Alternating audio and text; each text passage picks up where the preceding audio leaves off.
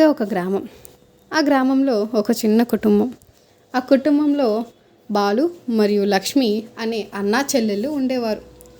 బాలు వాళ్ళ కుటుంబం చాలా పేదరికంలో ఉంటుంది. బాలు రేయి పగలు కష్టపడి తన చెల్లెల్ని చదివించేవాడు. బాలుకి తన చెల్లి లక్ష్మి అంటే ఎంతో ప్రాణం.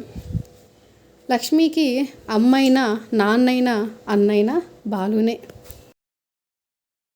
కొన్ని రోజుల తర్వాత లక్ష్మి తన అన్న కష్టం తెలుసుకొని రేపు రాఖీ పండుగని తెలిసి తన సొంత చేతులతో రాఖీ తయారు చేయాలని తలచి ఒక ఎర్రదారం మరియు పువ్వు సాయంతో రాఖీని తయారు చేస్తుంది. ప్రొద్దున్నుంచి సాయంత్రం వరకు తన అన్న బాలు కోసం ఎదురు చూస్తూ ఉంటుంది. బాలు రేపు రాఖీ పండుగని తెలిసి తన చెల్లి లక్ష్మి కోసం మట్టి గాజులు తీసుకొని వచ్చాడు. ఆ మట్టి గాజులను చూసిన లక్ష్మి ఎంతో సంతోషిస్తుంది. ఆ రోజు రాత్రి చిన్న చినుకులతో మొదలయ్యి ఉరుములు మెరుపులతో ఊరంతా వర్షంతో నిండిపోయింది. వర్షం ఎక్కువయ్యి ఒక్కసారిగా ఊరంతా వరద వచ్చేసింది. ఆ వరదలో లక్ష్మి కొట్టుకుపోతుంటే తన అన్న బాలు తన ప్రాణాన్ని పణంగా పెట్టి తన చెల్లి లక్ష్మిని కాపాడుకుంటాడు. ఆ కాపాడే క్రమంలో బాలుకి దెబ్బలు తగిలి హాస్పిటల్లో అడ్మిట్ అవుతాడు.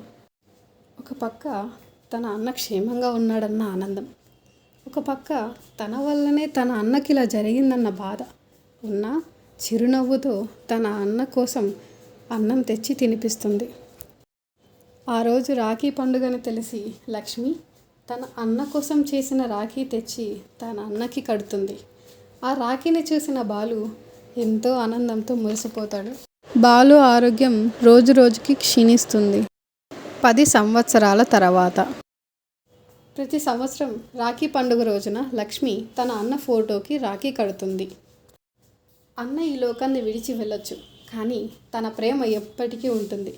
రక్షాబంధన్ అనేది దగ్గరగా ఉండడమే కాదు, ఒక అన్న ప్రేమ, ధైర్యం తన చెల్లితో శాశ్వతంగా ఉంటుందన్న వాగ్దానం.